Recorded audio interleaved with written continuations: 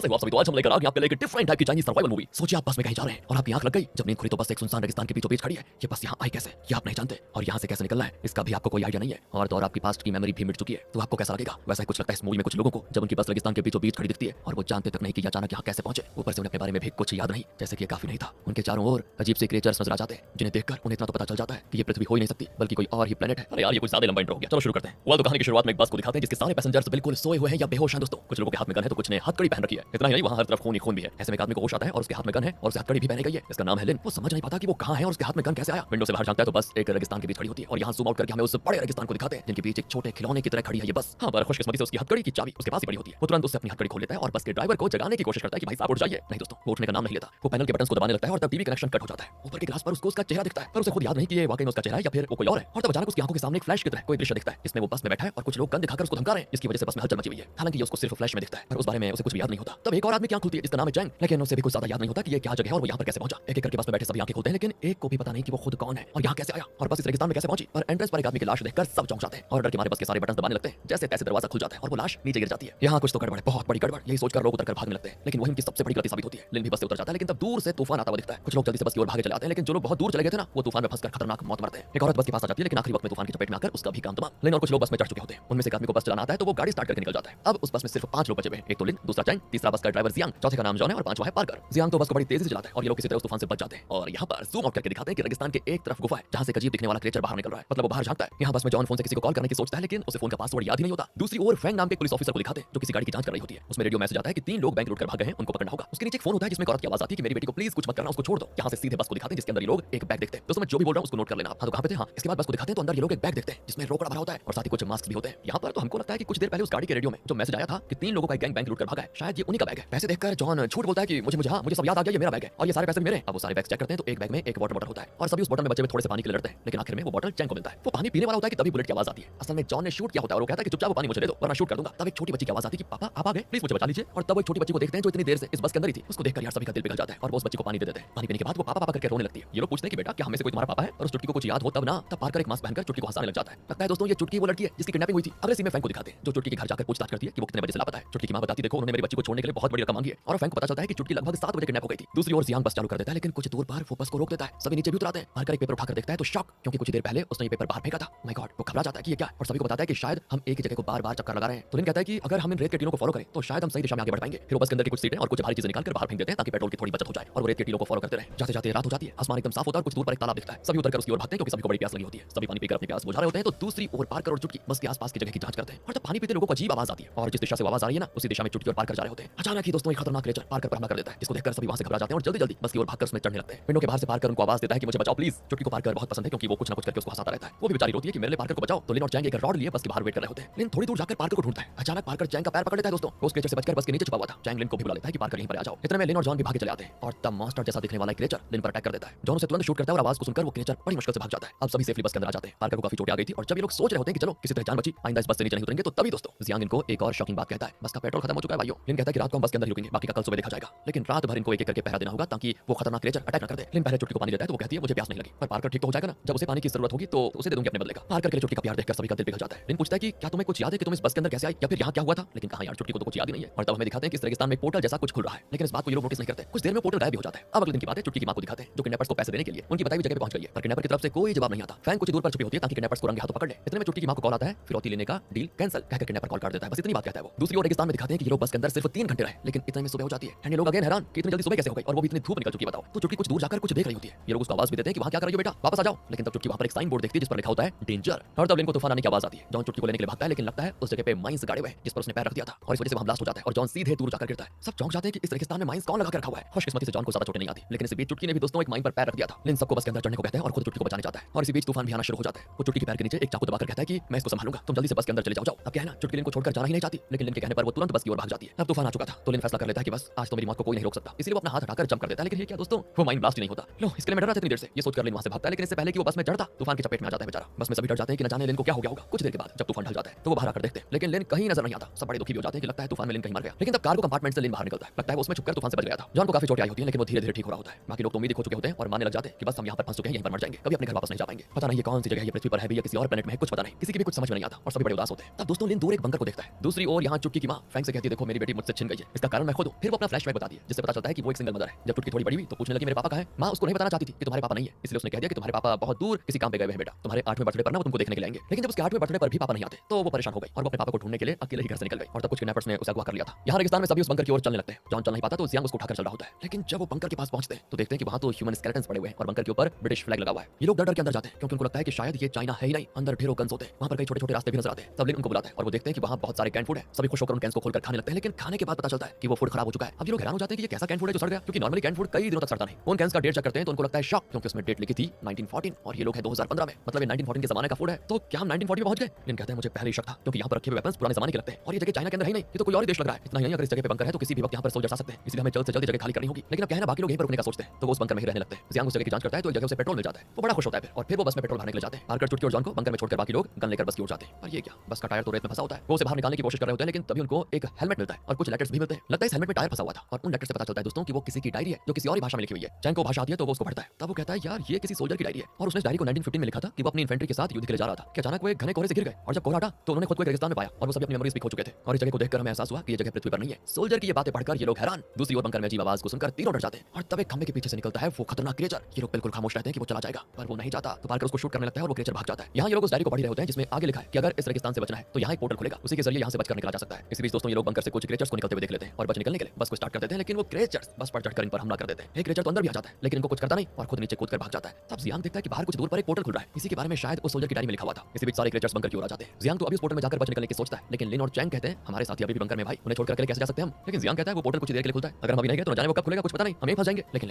लिन और चैंग तोड़े रहते हैं कि जब मुसीबत में हम सब साथ हैं तो हम ऐसा सेल्फिश फैसला कभी नहीं ले सकते। तुम्हें जाना है तुम जाओ, हम तो सबसे पहले जॉन पार्कर और चुटकी को बंकर से बचाकर लेकर आएंगे और जो भी हो उन्हें साथ लेकर यहाँ से निकलेंगे। कहकर लिन और चैंग बस से उतरकर बंकर की ओर चलने लगते हैं। जाते जाते चैंग जियांग से कहता है कि सुनो, वो बच्चे अपने पापा से जितना प्यार करती है ना, वो प्यार और लगाव उसे हम सबसे भी है। ऐसी मासूम बच्ची को छोड़कर जाने का तुम फैसला कैसे कर सकते हो? क्या तुम इतने पत्थर दिलो? ये कहकर वो दोनों निकल जाते हैं। दूसरी ओर बंकर में पार्कर और जॉन चुटकी को क्रिएचर से बचाने के लिए उन्हें अंधाधुंध शूट करने लगते हैं। जॉन कहता है कि यहाँ जो छोटे छोटे रास्ते हैं तुम दोनों में से कोई रास्ता पकड़ लो और निकल जाओ, इन क्रिएचर्स को मैं देख लूंगा। पार्कर और चुटकी वैसा ही करते हैं। जॉन क्रिएचर्स का काफी मुकाबला करता है लेकिन उसे पता चल चुका था कि वो इतने सारे क्रिएचर्स से बच नहीं पाएगा। वो बाहर के बॉम्ब्स को ब्लास्ट करवाकर उन क्रिएचर्स के साथ खुद भी मर जाता है और ये सब देखकर लिन डर के मारे बंकर के पास भागे चलाता है। बंकर के अंदर कई क्रिएचर्स मरे पड़े होते हैं लेकिन कुछ जिंदा भी होते हैं जो बिल्कुल गुस्से से घुला रहे होते हैं। इसी बीच चुटकी और पार्कर उस बंकर से बाहर निकल आते हैं और यहाँ फ्लैशबैक में दिखाते हैं कि आखिर ये बस इस रेगिस्तान में कैसे पहुंची। शुरुआत में पार्कर अपना बॉक्स लिए इस बस में चढ़ता है। इस बस में और भी कई पैसेंजर्स होते हैं और कंडक्टर पार्कर को टिकट देने आती है। ये कंडक्टर कोई और नहीं, वही औरत है जो कुछ लोगों के साथ इस बस से उतरकर भागी थी। पार्कर के पास वाली सीट पर बैठा होता है जियांग, जिसके साथ होती है चुटकी। मतलब यही है वो किडनैपर जो चुटकी को किडनैपिंग करके लेकर जा रहा था। वो चुटकी की मां को कॉल करके कहता है आज हम फिरौती के पैसे नहीं लेंगे, डील कैंसिल। कहकर वो कॉल कट कर देता है। पहले जो सीन दिखाया गया था ना जिसमें चुटकी की मां किडनैपर की बताई हुई जगह पर पैसे लेकर पहुंची, लेकिन वहां किडनैपर नहीं आया और तब किडनैपर ने कॉल करके फिरौती डील लेने से कैंसिल कर दिया। वो किडनैपर जियांग ही था। कॉल कट करके जियांग अपनी गर्लफ्रेंड को कॉल करता है और बताता है मैं एक बहुत बड़ा काम कर रहा हूं, अगर वो काम पूरा हो गया तो माला माल हो जाएंगे, फिर हम दोनों देखना कितने खुश रहेंगे। लेकिन गर्लफ्रेंड कहती है मेरे पेट में जो तुम्हारा बच्चा है वो अबॉर्ट हो गया, इसलिए मुझे शानदार जिंदगी जीने में कोई इंटरेस्ट नहीं रहा। सुनकर जियांग चौंक जाता है और पूछता है ये क्या कह रही हो, बच्चा अबॉर्ट कैसे हो गया? पर इतने में पुलिस इस बस को चेक करने आती है और यहाँ पर पता चलता है कि लिन एक पुलिस डिटेक्टिव है और वो सारे पैसेंजर्स की आईडी चेक करने लग जाता है। वो पार्कर से कहता है अपना वो रेड बॉक्स खोलकर दिखाओ। चलो वो भी खोलता है पर उसके अंदर शक करने जैसा कुछ नहीं होता। तो लिन कहता है ठीक है बॉक्स बंद कर दो। एंड दोस्तों वो भी बंद करके उसे अंदर सरका देता है। तब लिन नोटिस करता है कि उस पर खून लगा हुआ है। तो लिन देखता है कि पीछे की सीट पर बैठा आदमी घायल है और ये उसी का खून है। लिन उस पर गन तानते हुए कहता है कि जरा भी हिले तो शूट कर दूंगा, रुको। लेकिन अब पीछे से चैंग उस पर गन तान देता है। मतलब चैंग एक चोर है और अब चैंग के पीछे खड़े पुलिस ऑफिसर्स उस पर गन तान देते हैं। पर इस बीच जॉन लिन का गन छीनकर उसी पर पॉइंट कर देता है। अब चैंग सभी को नीचे उतर जाने को कह देता है और उन्हें डराने के लिए एक पैसेंजर को शूट भी कर देता है और कहता है कि अगर नीचे नहीं उतरे तो सारे पैसेंजर्स को शूट कर दूंगा। इतना ही नहीं, वो उस घायल आदमी को भी नीचे उतार देता है। जॉन लिन के हाथों में हथकड़ी लगा देता है और चैंग बस के ड्राइवर को धमकाकर बस को स्टार्ट करने को कहता है। एंड पता चलता है दोस्तों कि शुरुआत में एक गाड़ी के रेडियो पर फैंग ने जो मैसेज सुना था कि 3 लोग किसी बैंक को लूट कर बच निकले, वो कोई और नहीं चैंग, जॉन और उनका एक और साथी था। प्रेजेंट में रेगिस्तान में दिखाते हैं कि पार्कर और चुटकी क्रिएचर से बचकर भाग रहे होते हैं। वो भाग नहीं पाते और बेचारे गिर जाते हैं। तब क्रिएचर्स उन पर अटैक करने वाले होते हैं कि अचानक बुलेट चलने की आवाज आती है। असल में लिन और चैंग वहां पर आ गए थे। सोल्जर की डायरी में लिखा हुआ था कि धीरे धीरे मेमोरी लौट आएगी, लेकिन लगता है फिलहाल तो किसी की मेमोरी वापस नहीं लौटी और इसलिए चैंग गन से शूट करने से डरा होता है। हालांकि असल में वो गन हैंडल करना बखूबी जानता था, लेकिन हिम्मत जुटाकर वो क्रिएचर्स को शूट करने लगता है। जैसे तैसे वो चुटकी को बचा लेते हैं, लेकिन इस बीच उनके बुलेट्स खत्म हो जाते हैं और तब जियांग क्रिएचर पर बस चढ़ा देता है। आखिर चुटकी को बचाने के लिए जियांग भी आ गया था। हालांकि मेमोरी लॉस होने से पहले वो खुद चुटकी को किडनैप करके लेकर जा रहा था। अब सब बस में चढ़ जाते हैं, लेकिन बेचारा पार्कर काफी घायल हो जाता है और वो भाग नहीं पाता। बदकिस्मती से वो क्रिएचर्स पार्कर पर हमला करके उसको मार डालते हैं। चुटकी उसको बचाने तो जाना चाहती है, लेकिन चैंग जानता है कि अगर कोई वहां गया तो वो भी पार्कर को बचा नहीं पाएगा, इसलिए वो चुटकी को हथकड़ी लगाकर वहीं लॉक कर देते हैं। कहानी जाती वापस फ्लैशबैक में। चैंग लिन को हथकड़ी लगवाकर बस को वहां से निकलवा लेता है। पुलिस बस का पीछा कर रही होती है। चैंग बाहर झांकता है और एक कदम सही एम लेकर पुलिस गाड़ी के टायर को शूट कर देता है, जिससे टायर उड़ जाता है। फिर बस एक टनल के अंदर जाती है। एक पुलिस गाड़ी अभी भी उसका पीछा कर रही होती है। टनल के दूसरी तरफ पुलिस बस के इंतजार में होती है, लेकिन तब एक पुलिस ऑफिसर के हाथ में फाइल होती है जिसमें बैंक रॉबर्स के फोटोज होते हैं। उनमें चैंग, जॉन और उनके साथी की डिटेल्स होती है। यहाँ पता चलता है कि ये तीनों जेल में थे और जैसे ही वो रिहा हुए उन्होंने बैंक को लूटा और बैंक लूटने के बाद बच निकलने के लिए तीनों इस बस में चढ़े थे। टनल के उस तरफ पुलिस की टीम गन तान कर बिल्कुल वेट कर रही होती है कि बस इस तरफ निकलेगी तो हम लुटेरों को पकड़ लेंगे। इतने में चुटकी की मां भी वहां पर आ जाती है क्योंकि जियांग ने उसका कॉल कट कर दिया था। तो बस के अंदर चैंग जियांग को जबरदस्ती फुटबॉल पर खड़ा करके पुलिस को धमकाता है कि अगर मुझे फॉलो करोगे तो उसके सर पे शूट कर दूंगा और पुलिस ने उसका पीछा करना फिर छोड़ दिया था। दूसरी ओर लिन चैंग के साथी को पकड़ लेता है और उसका चाकू भी छीन लेता है। ये देखकर चैंग लिन पर हमला करने आता है, लेकिन लिन उसी को पकड़ लेता है। इस लड़ाई में होता है कि चैंग का गन चल जाता है और बुलेट उसी के साथी को लग जाती है और इसी वजह से चैंग का वो साथी मर गया। और दोस्तों शुरुआत में बस के एंट्रेंस पर इन लोगों ने जिस आदमी की लाश देखी थी वो चैंग के साथी की लाश थी। अचानक वहां अजीब आवाजें आती है जिन्हें सुनकर बस में बैठे बैठे सभी लोग सब बेहोश और इसके बाद जब उनकी आंखें खुलती हैं तो वो बस को रेगिस्तान में पाते हैं। प्रेजेंट में बस रेगिस्तान में जा रही होती है और कई क्रिएचर्स उसका पीछा कर रहे होते हैं। लिन उनको शूट कर रहा होता है कि अचानक एक क्रिएचर चुटकी को पकड़ लेता है। चैंग उस क्रिएचर पर अटैक करता है, लेकिन वो चैंग को भी बाहर खींच लेता है और तब चैंग की मेमोरी लौट आती है। वो समझ जाता है कि वो कितना बुरा काम कर रहा था। इस वजह से वो बचने की कोशिश नहीं करता और अपनी मौत को स्वीकार कर लेता है। बस के अंदर लिन सियांग से कहता है कि बस रोको, लेकिन वो कहता है अगर बस रोकेंगे तो क्रेचर्स का शिकार हो जाएंगे। इतने में क्रेचर अंदर आ जाता है और लिन के पास अब गन भी नहीं है दोस्तों बचने के लिए, तो वो अपना चाकू निकाल लेता है। पर क्रेचर कहां है, वो बड़ा ताकतवर होता है और वो लिन पर हमला करके उसे मार डालने वाला होता है। किसी भी चुटकी वाटर बॉटल के जरिए उस क्रेचर का ध्यान अपनी ओर आकर्षित करती है, तो वो चुटकी पर हमला करने की कोशिश करता है, लेकिन लिन उसको पकड़ लेता है। चुटकी जैसे तैसे हथकड़ी से अपना हाथ छुड़ा लेती है और लिन भी उसको बचा लेता है। अब लिन अकेला ही उस क्रेचर से लड़ना शुरू कर देता है, पर कहां यार, वो लिन को काट देता है दोस्तों। जियांग बड़ी मुश्किल से बस को उसी पोर्टल के पास लेकर आता है, लेकिन बच निकलने के बजाय वो चुटकी को बचाने के लिए उस क्रेचर से लड़ने लगता है। वो क्रेचर जियांग को भी खींच कर लेकर जाता है, उसका भी काम तमाम कर देता है। चुटकी अकेली होती है और रो रही होती है, और तब वो बस उस पोर्टल के अंदर चली जाती है। बहुत तेज आवाज आती है इस समय। यहाँ पुलिस टनल के बाहर उस बस के इंतजार में होती है। और तो और दोस्तों, जब बस उस टनल में घुसी थी तो ये लोग रेगिस्तान में चले गए थे और वहां कई दिन रहे भी, लेकिन असल में बस टनल के अंदर सिर्फ 1 मिनट से ज्यादा नहीं रही थी। ये भी नोट करने वाली बात है, इसलिए पुलिस इस बारे में कुछ नहीं जानती कि इस टनल के अंदर ऐसा एक पोर्टल है और ये लोग कई दिन रेगिस्तान में रहकर आ गए। मतलब पुलिस वालों के हिसाब से 1 मिनट ही हुआ था और वो बस बाहर निकलाती है। पुलिस वाले चिल्लाते हैं कि सब बाहर निकलो, पर वो नहीं जानते कि बस में लुटेरे है ही नहीं। आखिर में चुटकी बाहर निकलती है, उसकी मां भागकर उसको गले लगा लेती है, लेकिन चुटकी को अब तक कुछ याद नहीं आया। वो अपनी मां को भी नहीं पहचानती, सिर्फ लिन घायल पड़ा होता है और तब कोई आवाज आती है कि जल्दी से एम्बुलेंस को कॉल करो। इसी के साथ दोस्तों ये सर्वाइवल मूवी यहाँ पर खत्म होती है। जरा अलग किस्म की सर्वाइवल मूवी थी ना, आपको क्या लगता है? मतलब ठीक थी, मजा तो आ गया। अब क्या बताइए स्टोरी कैसे लगी, एक्सप्लेनेशन कैसा लगा? मिलते हैं आपसे अगली वीडियो में, ध्यान रखिए अपना।